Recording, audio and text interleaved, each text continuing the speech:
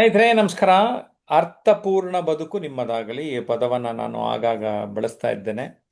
ಯಾಕೆ ನಾವು Nagamma foundation tag line ಅರ್ಥಪೂರ್ಣ ಬದುಕು ಅನ್ನುವಂಥದ್ದೇ. ಅಂದರೆ Nagamma foundation towards meaningful life ಅನ್ನುವಂಥದ್ದು. ಸೊ ಏನಾಗಾದ್ರೆ ಅರ್ಥಪೂರ್ಣ, ಯಾರು ಅದಕ್ಕೆ ಅರ್ಥ ಕೊಡೋರು? ನಾನು ಸುಮಾರು ಟ್ರೈನಿಂಗ್ಗಳಲ್ಲಿ ಲೈಫ್ ಎಂದರೆ ಅಂತ ಕೇಳ್ಕೊಂಬಂದಿದ್ದೀನಿ. 100 ಜನ ಇದ್ದರೆ 100 ಥರ ಹೇಳಿದ್ದಾರೆ ನನಗೆ. ಯಾರೂ ಒಂದೇ ಥರ ಹೇಳಿಲ್ಲ. ಸೊ ಅದರ ಅರ್ಥ ಏನು ಅಂದರೆ, ಲೈಫ್ ನಮ್ದೇನೆ ಅಂತ ಇನ್ನೊಂದು ಪುಸ್ತಕ ಬರೀತಾ ಇದ್ದೀನಿ, ಅದು ಪ್ರಿಂಟ್ ಆಗ್ತಾ ಇದೆ. ಹಾಂ, ಇಷ್ಟಲ್ಲೇ ಬರ್ತದೆ. ನಮ್ಮ ಲೈಫ್ ನಮ್ಮದೇ, ನಮ್ಮ ಬದುಕನ್ನು ಅರ್ಥ ಮಾಡ್ಕೊಳ್ಳೋದು ಇದೆಯಲ್ಲ, that is the greatest knowledge ನಮ್ಮ ಲೈಫಲ್ಲಿ ಆಗುವಂಥದ್ದು. ನಮ್ಮನ್ನು ನಾವು ಅರ್ಥ ಮಾಡ್ಕೊಳ್ಳೋದು, ಆವಾಗ ನಮ್ಮ ಬದುಕನ್ನು ನಾವು ಅರ್ಥ ಮಾಡ್ಕೊಳ್ಳೋದು, ನಮ್ಮ ಬದುಕಿನ ಉದ್ದೇಶ ಆವಾಗ ಅರ್ಥ ಆಗ್ತಾ ಹೋಗ್ತಾ ಇರುತ್ತೆ. ಅಸ್ಪಷ್ಟತೆಯಿಂದ ಸ್ಪಷ್ಟತೆಯೆಡೆಗೆ ಸಾಗುತ್ತೆ. ಅಂಥ ಅರ್ಥಪೂರ್ಣ ಬದುಕು ಅಂದರೆ, ನೀವು ನಿಮ್ಮ ಬದುಕಿಗೆ ಏನು ಅರ್ಥವನ್ನು ಕೊಟ್ಟುಕೊಳ್ಳುತ್ತೀರೋ ಆ ಅರ್ಥಪೂರ್ಣ ಬದುಕು ನಿಮ್ಮದಾಗಲಿ. ನಮ್ಮ ಜೊತೆ ನೇತ್ರಾವತಿಯವರಿದ್ದಾರೆ. ಈ ವಿಚಾರದ ಬಗ್ಗೆ ಮಾಡ್ರೇಟ್ ಮಾಡ್ತಾರೆ ನಮ್ಮ ಆನ್ಲೈನ್ ಸ್ಟೂಡೆಂಟ್ಸ್ ಎಲ್ಲ ಮಾತಾಡೋದು. ಸೊ ಜಯಪ್ರಕಾಶ್ ನಾಗ್ತೇಳಿ ಹಾಗೂ ಟ್ರಾನ್ಸ್ಮಿಷನ್ ಅನ್ಲಿಮಿಟೆಡ್ ಯೂಟ್ಯೂಬ್ ಚಾನಲ್ ನೋಡ್ತಾ ಇದ್ದರೆ ಇವೆಲ್ಲ ನಿಮಗೆ ಗೊತ್ತಾಗ್ತದೆ, ನಾವು ಆನ್ಲೈನ್ ಮತ್ತು ಆಫ್ಲೈನ್ ಕ್ಲಾಸ್ ಹೇಗೆ ಮಾಡ್ತಾ ಇರ್ತೀವಿ ಅಂತ. ನೂರಾರು ವಿಚಾರಗಳ ಬಗ್ಗೆ ನೂರಾರು ವಿಡಿಯೋಗಳು ಈಗ ಲಭ್ಯ ಇದೆ. ನಿಮಗೂ ಆ ಥರ ಬರಬೇಕಂದ್ರೆ 9341259267ಗೆ ಕರೆ ಮಾಡಿ. ಈಗ ನೇತ್ರಾವತಿ ಅವರ ಮಾತು ಕೇಳಿ. Yes, vote Netravati. ನಮಸ್ತೆ ಸರ್. ನಾವಿರೋದು ಈಗ ಜಯಪ್ರಕಾಶ್ ನಾಗ್ತೇಳಿ ಯೂಟ್ಯೂಬ್ ಚಾನೆಲ್ ನಲ್ಲಿ. ಎಲ್ಲರಿಗೂ, ನನ್ನ ಸ್ನೇಹಿತರೆಲ್ಲರಿಗೂ ನಮಸ್ಕಾರಗಳು. ಇವತ್ತಿನ ವಿಷಯ ಅರ್ಥಪೂರ್ಣ ಬದುಕು ನಿಮ್ಮದಾಗಲಿ ಅಂತ ಹೇಳಿ. ಈ ವಿಷಯದ ಬಗ್ಗೆ ನಮ್ಮ ಸ್ನೇಹಿತೆ ಆದಂತ ಶೈಲಜಾ ಶಿಕ್ಷಕಿಯವರು ಏನ್ ಹೇಳ್ತಾರೆ ಕೇಳೋಣ. ನಮಸ್ತೆ ಮೇಡಮ್. ನಮಸ್ತೆ ಮ್ಯಾಮ್. ಅರ್ಥಪೂರ್ಣ ಬದುಕು ನಿಮ್ಮದಾಗ್ಲಿ, ತುಂಬಾ ಒಳ್ಳೆಯ ವಿಚಾರ ಚರ್ಚೆಗೆ ಸರ್ ತಗೊಂಡಿರೋದು. ಬದುಕು ಎಲ್ಲರಿಗೂ ಇದೆ. ಅಂದ್ರೆ ನಾವು ಬಯಸದೇ ಇರದೇ ಇದ್ರೂ ಕೂಡ ಪ್ರತಿಯೊಬ್ಬರಿಗೂ ಬದುಕನ್ನ ಪ್ರಕೃತಿ ದಯಪಾಲಿಸಿದೆ. ಆದ್ರೆ ಈ ಬದುಕು ಅಂದ್ರೆ ಏನಂದ್ರೆ, ಹುಟ್ಟಿನಿಂದ ಸಾಯೋ ನಡುವಿನ ಒಂದು ಕಾಲಾವಧಿಯನ್ನ ನಾವು ಬದುಕು, ಜೀವನ ಅಂತ ಹೇಳಿ ಕರಿತೀವಿ. ಈ ಬದುಕು ಅರ್ಥಪೂರ್ಣವಾಗ್ಬೇಕಂದ್ರೆ ಮೊದಲು ಈ ಬದುಕಿನಲ್ಲಿ ಕೆಲವೊಂದು ವಿಚಾರಗಳನ್ನ ನಾವು ಅಳವಡಿಸ್ಕೋಬೇಕಾಗುತ್ತೆ. ಅದರಲ್ಲಿ ಒಂದೇದು ಏನಂತಂದ್ರೆ, ನಾವು ಬದುಕು ಶ್ರೇಷ್ಠವಾಗಲು ಶ್ರೇಷ್ಠ ಚಿಂತನೆಗಳನ್ನ ಆಶ್ರಯಿಸ್ಬೇಕು. ಎರಡನೇದೇನಂದ್ರೆ, ಮನುಷ್ಯನಲ್ಲಿ ಸಕಾರಾತ್ಮಕ ಚಿಂತನೆಗಳನ್ನ ನಾವು ಪ್ರಯತ್ನ ಪೂರ್ವಕವಾಗಿ ರೂಢಿಸಿಕೊಂಡಾಗ ಅದು ತಂತಾನೆ ಮುಂದೆ ಸ್ವಲ್ಪ ದಿನಗಳ ನಂತರ ಸ್ವಭಾವವಾಗಿ ಬಿಡುತ್ತೆ. ಹಾಗೇನೆ ನಾವು ಮತ್ತೊಂದು ಬದುಕು ಅರ್ಥಪೂರ್ಣ ಆಗ್ಬೇಕಂದ್ರೆ, ಇವತ್ತು ಎಲ್ಲರೂ ಗೆಲ್ಲುವುದನ್ನೇ ಕಲಿಸ್ತಾ ಇದ್ದಾರೆ ತಮ್ಮ ಮಕ್ಕಳಿಗೆ. ಇದು ಗೆಲ್ಬೇಕು, ಇಷ್ಟ ಅಂಕ ತೆಗೆದುಕೊಳ್ಬೇಕು, ಇಷ್ಟು 90 ನಮ್ಗೆ ಹೇಳ್ತಾ ಇರ್ತಾರೆ ಟೀಚರ್. ನಮ್ಮ ಮಗ ಬಾಳ ಬೇಜಾರಾಗೇನ್ರಿ, 90 ತಗೊಂಡನ್ರಿ, ಇನ್ನು ಸ್ವಲ್ಪ, ಅಯ್ಯೋ 90 ತನಕ ಸ್ಕೋರ್ ಮಾಡ್ಯಾರಲ್ಲ, ಅದನ್ನ ಖುಷಿ ಪಡುವಂತ ಮನೋಭಾವ ಪಾಲಕರಿಗೆ ಇಲ್ಲ. ಪ್ರತಿಯೊಬ್ಬರನ್ನು ಇಂಜಿನಿಯರ್, ಡಾಕ್ಟರ್ ಮಾಡುವಂತ ಕಾರ್ಖಾನೆ ಆಗ್ಬಿಟ್ಟೈತಿ ಶಿಕ್ಷಣ ಇವತ್ತು 90%. ಈಗಂತಿನಂತ ಬೇಜಾರ್ ಮಾಡ್ಕೋಬೇಡ್ರಿ, ಆದ್ರೆ ಇದು ಜಗತ್ತಿನ ವಾಸ್ತವ ಆಗೈತಿ. ಶಿಕ್ಷಣ ಮನುಷ್ಯನನ್ನ ರೂಪಿಸ್ಬೇಕು, ಅವನ ವ್ಯಕ್ತಿತ್ವವನ್ನು ರೂಪಿಸ್ಬೇಕು. ಸೋಲನ್ನ ಸವಾಲಾಗಿ ಸ್ವೀಕರಿಸಿಕೊಂಡು ಮುಂದೆ ಸಾಗುವಂತ ಛಾತಿಯನ್ನ ಅವನಲ್ಲಿ ಮೂಡಿಸ್ಬೇಕು. ಆಗ 1000 ಸೋಲಿನ ಮುಂದೇನೂ ಕೂಡ ಎದ್ದು ನಿಂತು ನಾ ಮತ್ತೊಂದು ಗೆಲ್ತೀನಿ ಅನ್ನೋ ಒಂದು ಛಲ ಅವನಲ್ಲಿ ಬರುತ್ತೆ. ಇಂಥ ಒಂದು ಸೋಲನ್ನು ಕೂಡ ಸವಾಲಾಗಿ ಸ್ವೀಕರಿಸುವ ಮನೋಭಾವನೆಯನ್ನ ನಮ್ಮಲ್ಲಿ ನಾವು ರೂಢಿಸಿಕೊಂಡಾಗ, ಪಾಲಕರನ್ನು ಬಿತ್ತಿದಾಗ, ಮನಸ್ಸಿನಲ್ಲಿ ಮಗುವಾಗಿದ್ದಾಗಲೇ ಸೋಲನ್ನ ಹೇಗೆ ಸಕಾರಾತ್ಮಕವಾಗಿ ತೆಗೆದುಕೊಳ್ಬೇಕು ಅನ್ನೋದು ಮೊದಲು ಕಲಿಸ್ಬೇಕು. ಇವತ್ತು ಅದು ಬಹಳಷ್ಟು ಬಹಳಷ್ಟು ಅದೇನು ಕಷ್ಟ, ಅದೇನು ದೊಡ್ಡ ವಿಷಯ ಅನ್ಸಲ್ಲ, ಬಟ್ ಅದು ಪ್ರತಿಯೊಬ್ಬರ ಮನಸ್ಸಿನಲ್ಲಿ ಅದು ಕೊರಿತಾ ಇರುತ್ತೆ.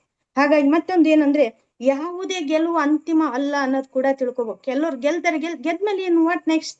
ಗೆಲುವು ಅಂತಿಮ ಅಲ್ಲ. ಬದುಕು ಅನ್ನೋದು ಸೋಲು ಗೆಲುವಿನ ಆಚೆ ಇರ್ತಕ್ಕಂಥದ್ದು. ಸೋತಾಗಲೂ ಬದುಕು ಸಾಗುತ್ತೆ, ಒಂಟಿಯಾಗಿದ್ರು ಕೂಡ ಗೆದ್ದಾಗಲೂ ಸಾವಿರಾರು ಜನರ ನಡುವೆ ಸಾಗುತ್ತೆ. ಆದ್ರೆ ಯಾವ ವ್ಯಕ್ತಿಗೆ ತಮ್ಮಲ್ಲಿ, ತಮ್ಮ ವ್ಯಕ್ತಿತ್ವದಲ್ಲಿ, ತಮ್ಮ ನಡೆನುಡಿಯಲ್ಲಿ ವಿಶ್ವಾಸ, ದೃಢ ನಂಬಿಕೆ ಇರುತ್ತೋ ಆ ವ್ಯಕ್ತಿ ಸೋಲು ಗೆಲುವಿನ ಹಾದಿಯನ್ನ ದಾಟಿ ಶ್ರೇಷ್ಠತೆಯಡೆಗೆ ಸಾಗ್ತಾನೆ. ಆಗ ಬದುಕು ಸಾಮಾನ್ಯವಾಗಿ ಹುಟ್ಟಿದ್ರೂ ಕೂಡ ಅವನ ಬದುಕು ಇತಿಹಾಸದಲ್ಲಿ ಲಿಖಿತವಾಗುತ್ತೆ. ಹಾಗಾಗಿ ಇವತ್ತು ಅರಮನೆಯಲ್ಲಿ ಹುಟ್ಟಿದವರು ಮಾತ್ರ ಶ್ರೇಷ್ಠರಾಗಲ್ಲ, ಗುಡಿಸಿಲಿನಲ್ಲಿರೋರು ಕನಿಷ್ಠ ಆಗಲ್ಲ. ಅವ್ರೊಳಗಿರುವಂತ ಮನೋಧರ್ಮ, ಮನೋಭಾವನೆ, ಮೌಲ್ಯ, ಆದರ್ಶ, ಸಮಾಜ ಸೇವೆ. ಈಗ ಸರ್ ಅನ್ನು ನೋಡಿದಾಗ ನಮ್ಗೆ ತುಂಬಾ ಯಾವಾಗ್ಲೂ ಪ್ರೇರಣೆ ಆಗ್ತಾ ಇರತ್ತೆ. ನಾನಂತೂ ಎಷ್ಟೋ ದಿನ ಆಯ್ತು ಬಂದಿಲ್ಲ, ಆದ್ರೆ ಪ್ರತಿ ಸಾರಿ ನೋಡ್ತಾ ಇರ್ತೀನಿ. ನನ್ಗೆ ಯಾವಾಗೋ ಒಂದ್ಸಲ ಖಿನ್ನತೆ ಆದಾಗ, ಬೇಜಾರಾದಾಗ ಸರ್ ವಿಡಿಯೋಗಳು ಮತ್ತೆ ನನ್ನ ಮತ್ತೆ ಪುಟಿದೇಳುವಂತ ಮಾಡುತ್ತೆ. ಇಲ್ಲ, ಬದುಕಿದೆ, ಮತ್ತೆ ಪ್ರಯತ್ನ ಮಾಡ್ಬೇಕು. ಹೀಗೆ ನೋಡ್ರಿ, ಒಂದು ವ್ಯಕ್ತಿ ಸಕಾರಾತ್ಮಕವಾಗಿ ರೂಪುಗೊಂಡಾಗ ಆ ವ್ಯಕ್ತಿ ಶಕ್ತಿಯಾಗಿ ಎಷ್ಟು ಜನರನ್ನ ಬದಲಾಯಿಸ್ತಾರೆ ಅಂತಕ್ಕಂಥದ್ದು. ಅದಕ್ಕೆ ಸರ್ ಬದುಕು ಎಷ್ಟು ಶ್ರೇಷ್ಠ, ಅವ್ರ ಜೊತೆಗೆ ಬರ್ತಕ್ಕಂತ ಈ ಎಲ್ಲರೂ ಅವರು ಶ್ರೇಷ್ಠತೆ ಹಾದಿ ಎಡೆಗೆ ಕರೆದುಕೊಂಡು ಹೋಗುವಂತ ಮಾತೃ ಹೃದಯ ಸರ್ ಕಡೆ ಇದೆ. ಹೀಗೆ ಅರ್ಥಪೂರ್ಣ ಬದುಕು ಅಂದ್ರೆ ಸರ್ದು ಅಂತ ಶಿಕ್ಷಕರಾಗಿರ್ತಕ್ಕ ಅಂತದೊಂದು ನಾ ಶಿಕ್ಷಕರಾದ್ರೂ ಕೂಡ ನನ್ ಶಿಕ್ಷಕರ ಅನ್ನೋದಕ್ಕಿಂತ ಖುಷಿಯಾಗಿ ಹೆಚ್ಚು ಖುಷಿ ಸರ್ ಸ್ಟೂಡೆಂಟ್ ಅನ್ನೋದು ಬಹಳ ಖುಷಿ ಆಗ್ತಾ ಇರತ್ತೆ ನನಗೆ. ಯಾಕಂದ್ರೆ ಇಲ್ಲಿ ಕಲಿತಾ ಇರತ್ತೆ, ನಿತ್ಯ ವಿದ್ಯಾರ್ಥಿ ಆಗ್ತಾ ಇರತ್ತೆ ನನಗೆ. ಅದು ಈ ಸರ್ ನನ್ಗೆ ಇಲ್ಲಿ ಒಂದು ಬಂದಿರೋದ್ ತುಂಬಾ ಖುಷಿ. ಅದಕ್ಕೆ ಧನ್ಯವಾದಗಳು. ಇದೊಂದು ನನಗೂ ಬದುಕು ಇನ್ನೂ ಹೆಚ್ಚು ಅರ್ಥಪೂರ್ಣ ಆಗೋದಕ್ಕೆ ಒಂದು ವೇದಿಕೆ ಅಂತಕ್ಕಂಥದ್ದು ಇಲ್ಲಿ ಸಿಕ್ತು. ಹಾಗೆ ನಾವೆಲ್ಲರೂ ಸೇರಿ ಸಕಾರಾತ್ಮಕತೆಯನ್ನ ರೂಢಿಸಿಕೊಂಡು ಸಕಾರಾತ್ಮಕೆಯನ್ನ ಪ್ರಸಾರ ಪಡಿಸ್ತಾ ಸಮಾಜಕ್ಕೆ ಒಬ್ರಿಂದ 4 ಜನ ಪ್ರೇರಣೆ ಹೊಂದಿದ್ರು ಸಾಕು, ಬದುಕಿನಲ್ಲಿ ದೀಪದಿಂದ ದೀಪ ಹಚ್ಚು ಮಾನವ ಅಂತ ಅನ್ನಂಗೆ ಸಾರಿಂದ ನಾವು ಪ್ರೇರಣೆ ಆಗಿ ಅವರಂತ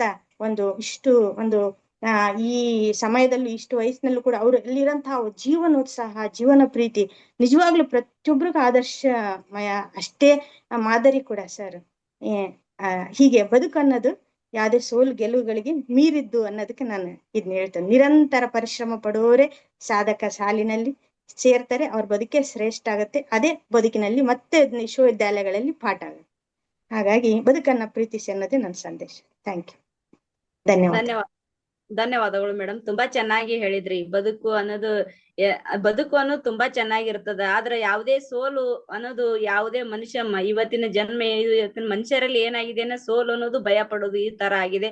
ಸೋಲನ್ನು ಮೆಟ್ಟಿ ನಿಂತು ಗೆಲುವಿನ ಕಡೆ ಹೋಗುವ ಒಂದು ಮಾರ್ಗ ನಮಗ್ ಗೊತ್ತಿರ್ಬೇಕಂತ ಹೇಳಿ ತುಂಬಾ ಸೊಗಸಾಗಿ ಹೇಳಿದ್ರಿ. ಇದೇ ರೀತಿ ಇವತ್ತು ನಾವು ಹರಿಪ್ರಸಾದ್ ಸರ್ ಅವರು ಏನ್ ಹೇಳ್ತಾರೆ ಈ ವಿಷಯದ ಬಗ್ಗೆ ಕೇಳೋಣ. ನಮಸ್ತೆ ಸರ್.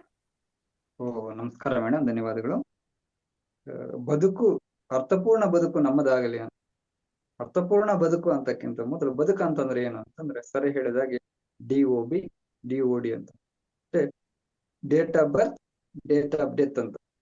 ಹುಟ್ಟು ಮತ್ತು ಸಾವಿನ ನಡುವೆ ಏನ್ ಗ್ಯಾಪ್ ಇದೆ ಅದು ಬದುಕು. ಅದನ್ನ ಅರ್ಥಪೂರ್ಣ ಹೇಗೆ ಮಾಡ್ಕೋಬೇಕು ಅಂತಂದ್ರೆ ಭಗವದ್ಗೀತೆಯಲ್ಲಿ ಒಂದು ಶ್ಲೋಕ ಬರುತ್ತೆ, ಕರ್ಮಣ್ಯವಾಧಿಕಾರಸ್ಥೆ ಮಾಫಲೇಶು ಕದೇಚನ ಅಂತಂದ್ರೆ ತನ್ನ ಕೆಲಸವನ್ನು ತಾನು ಮಾಡ್ಕೊಂಡು ಹೋಗ್ತಾ ಇರ್ಬೇಕು, ಫಲಾಫಲವನ್ನು ದೇವ್ರು ಬಿಡ್ಬೇಕಂತ.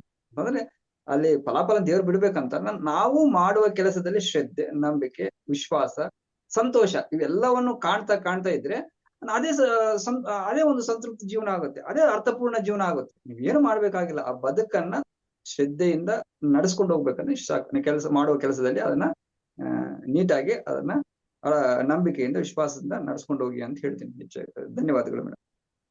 ಧನ್ಯವಾದಗಳು ಸರ್. ತುಂಬಾ ಸೊಗಸಾಗಿ ಹೇಳಿದ್ರಿ. ಬದುಕನ್ನು ತುಂಬಾ ಅರ್ಥಪೂರ್ಣವಾಗಿ ಅದನ್ನು ಇದು ಮಾಡುವ ದಿಕ್ಕಿನಲ್ಲಿ ಸಾಗಬೇಕು, ಸಕ್ಸಸ್ ಆಗುವ ದಿಕ್ಕಿನಲ್ಲಿ ಅಂತ ಹೇಳಿ ತುಂಬಾ ಸೊಗಸಾಗಿ ಹೇಳಿದ್ರಿ. ಅದೇ ರೀತಿ ಈಗ ನಾವು ಅಮೃತರಾಜ್ ಸರ್ ಅವರು ಏನ್ ಹೇಳ್ತಾರೆ ಈ ವಿಷಯದ ಬಗ್ಗೆ ಕೇಳೋಣ. ನಮಸ್ತೆ ಅಮೃತರಾಜ್ ಸರ್. ನಮಸ್ತೆ ಸರ್. ನಮಸ್ಕಾರ ಮೇಡಮ್. ಇವತ್ತಿನ ಅರ್ಥಪೂರ್ಣ ಬದುಕು ಮತ್ ನಮ್ದಾಗಬೇಕಪ್ಪ ಸ್ವಯಂ ಅರಿವು ಇರ್ಬೇಕು, ಮತ್ ನಮಗೆ ಆಮೇಲೆ ಆಶಾವಾದಿಯಾಗಿರ್ಬೇಕು, ಆಮೇಲೆ ಆತ್ಮವಿಶ್ವಾಸ ಹೆಚ್ಚಿಗೆ ಇರಬೇಕು, ಆಮೇಲೆ ಸ್ವಯಂ ಅರಿವು ಇರ್ಬೇಕು, ಆಮೇಲೆ ಸಮಯದ ಒಂದು ಅರಿವು ನಮ್ಮಲ್ಲಿ ಇರ್ಲೇಬೇಕಾಗುತ್ತೆ. ಅದೇ ರೀತಿ ನಾವು ಆದಷ್ಟು ಸಮಾಧಾನಿಯಾಗಿರ್ಬೇಕಾಗುತ್ತೆ, ಆಮೇಲೆ ಶಿಸ್ತಿನಿಂದ ಇರ್ಬೇಕಾಗುತ್ತೆ. ಹೆಚ್ಚು ಮತ್ತು ನಾವೇ ಪುಸ್ತಕಗಳನ್ನು ಓದ್ತಾ ಇದ್ಬಿಟ್ರೆ ಮತ್ತೆ ನಾವು ಹೆಚ್ಚು ನಮಗಲ್ಲಿ ಆತ್ಮವಿಶ್ವಾಸ ಹೆಚ್ಚಿಗೆ ಹೋಗುತ್ತೆ ಅಂತ ಹೇಳ್ತಾ ಈ ಒಂದೆರಡು ಮಾತನ್ನ ಮುಗಿಸ್ತಾ ಇದ್ದೀನಿ. ಧನ್ಯವಾದಗಳು ಸರ್. ಈ ವಿಷಯದ ಬಗ್ಗೆ ತುಂಬಾ ಚೆನ್ನಾಗಿ ಹೇಳಿದ್ರಿ. ಇದೇ ರೀತಿ ಅನಂತ ಕೃಷ್ಣ ಮೋಹನ್ ಸರ್ ಏನ್ ಹೇಳ್ತಾರ ಕೇಳೋಣ. ನಮಸ್ತೆ ಸರ್. ನಮಸ್ಕಾರ ಮೇಡಮ್, ಎಲ್ಲರಿಗೂ ನಮಸ್ಕಾರ ಮೇಡಮ್. ಅರ್ಥಪೂರ್ಣ ಬದುಕು ನಮ್ಮದಾಗಲಿ. ಅರ್ಥಪೂರ್ಣ ಬದುಕು ನಮ್ಮದಾಗಲಿ ಅಂದ್ರೆ ಇವಾಗ ಈ ವಿಶ್ವದಲ್ಲಿ ಪ್ರತಿಯೊಂದಕ್ಕೂ ತನ್ನದೇ ಆದಂತ ಡೆವಲಪ್ಮೆಂಟ್. ಇವಾಗ ಒಂದು ಹೂ ಆಗಿರ್ಲಿ, ಅದು ಒಂದು ಪರಿಪೂರ್ಣತೆ ಒಂದು ದೇವಸ್ಥಾನ ದೇವರಿಗೆ ಸನ್ನಿಧಿ ಆಗ್ತದೆ. ಒಂದು ಮಾವಿನ ಹಣ್ಣು ಅದೇ ಒಂದು ಪರಿಪೂರ್ಣತೆ ಅದನ್ನೇ ಆದ ಒಂದು ಇದು. ಬಟ್ ಮಾನವನಲ್ಲಿ ಪ್ರತಿಯೊಂದು ವಿಶ್ವದಲ್ಲಿ ಎಲ್ಲವನ್ನೂ ಪ್ರತಿನಿತ್ಯ ತಾನು ಒಂದು ಪರಿಪೂರ್ಣ ಹೊಂದಬೇಕಂತಾನೆ ಪ್ರಾಸೆಸ್ ಅಲ್ಲಿ ಹೋಗ್ತವೆ. ಒಂದು ಗಿಡ ಆಗಿರ್ಲಿ, ಒಂದು ಮರ ಆಗಿರ್ಲಿ, ಒಂದು ಹೂ ಆಗಿರ್ಲಿ, ಒಂದು ಹಣ್ಣಾಗಿರ್ಲಿ, ಪರಿಪೂರ್ಣತೆ ಹೊಂದ್ಬೇಕು ಅಂತಾನೆ ಪ್ರತಿದಿನನೂ ಅದರ ಪ್ರಾಸೆಸ್ ಅಲ್ಲೇ ಹೋಗ್ತಾ ಇರ್ತತಿ. ಆದ್ರೆ ಮಾನವನ ಪರಿಪೂರ್ಣತೆ ಯಾವಾಗ, ಈ ಮಾನವನ ಪರಿಪೂರ್ಣತೆ ಹೊಂದೋದಂದ್ರೆ ಯಾವಾಗ?